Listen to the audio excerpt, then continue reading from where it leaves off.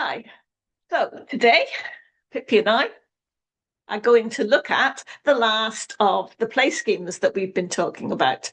So let's recap on the ones we have mentioned before. So we started off with the positioning schema, and then we moved on to the rotation schema, and that was followed by the orientation schema.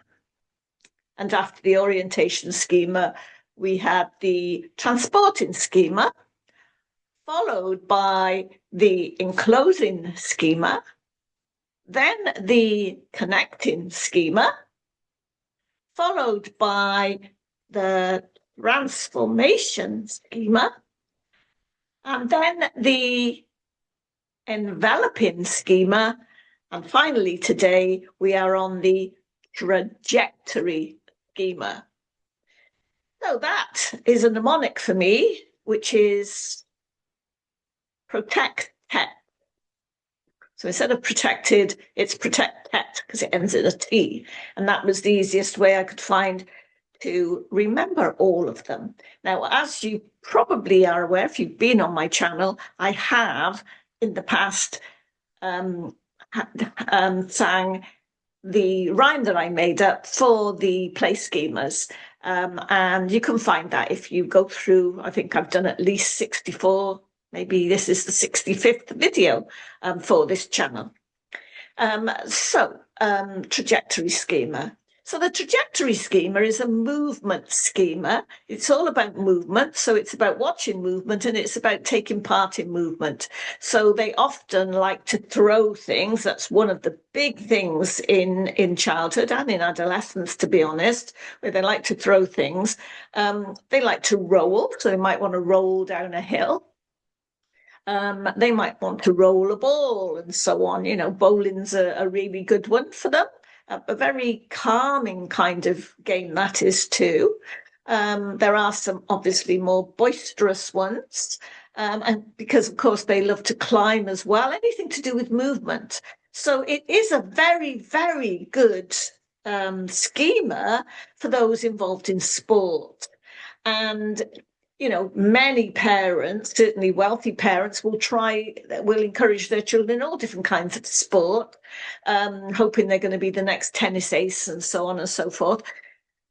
But you can easily find out if your child is interested in trajectory, you know, if they're throwing, if they're rolling, if they're one of the things, certainly a parent contacted me because her child was throwing sand in an unsuitable place and she was concerned about it. And I said, well, at least you found out that's what he likes doing. He likes throwing. Sometimes it takes people ages to find out what kind of thing they like doing. It could be a future career. So let's turn a negative into a positive, which is always the way to go about things. It's the same as when, for instance, and this has certainly happened in classes in some of my schools, when children can't contain their feelings, their emotions, and they it is rare, but it has happened where they may want to throw a chair.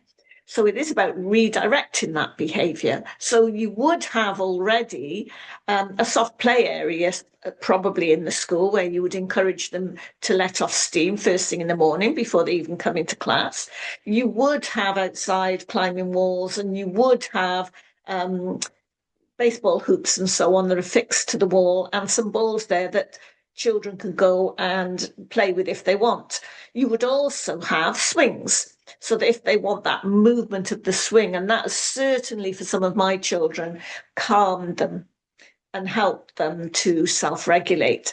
And it is all about helping them to use those schemas to self-regulate rather than to display negative behaviours. So if you find out what it is that they like doing, then it's encouraging it through sport or through some other activities for them to turn it into a positive, so that they realise, hopefully by themselves, but you may have to guide them, that this is how they like to regulate. So, for instance, I know I've said it before, some adults, so some parents of these children could do with a good run before they get into the day. So they're self-regulating.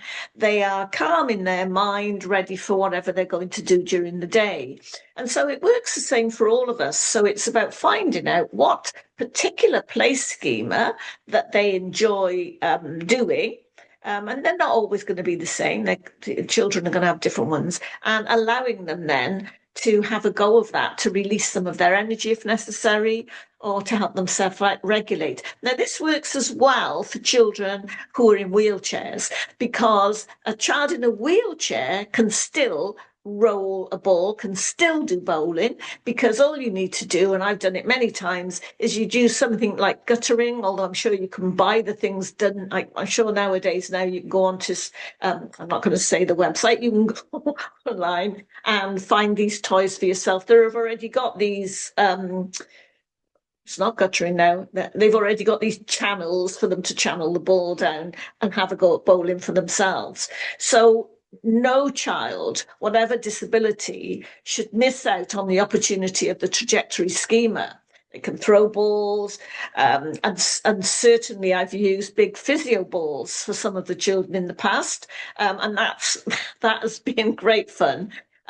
So yes, so we've talked about redirecting behaviour, we've talked about the sports they might be involved in, and so really that's what the trajectory schema is all about, and how it can be managed as an enjoyable play schema rather than dread it.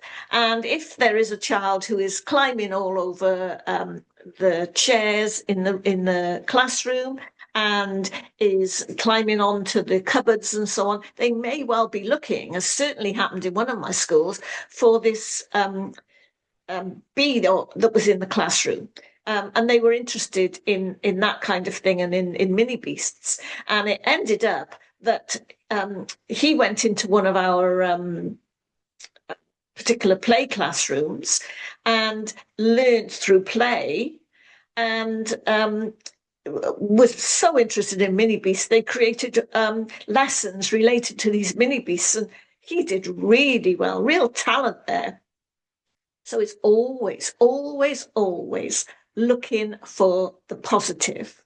Okay, so I think we'll finish there on the trajectory schema, although there will be lots of pictures along with this video that I may not have mentioned as trajectory schemas, but you'll see with the video of the other ones of mostly family members, to be honest. But there we go. We're going to say bye-bye, aren't we, Pips?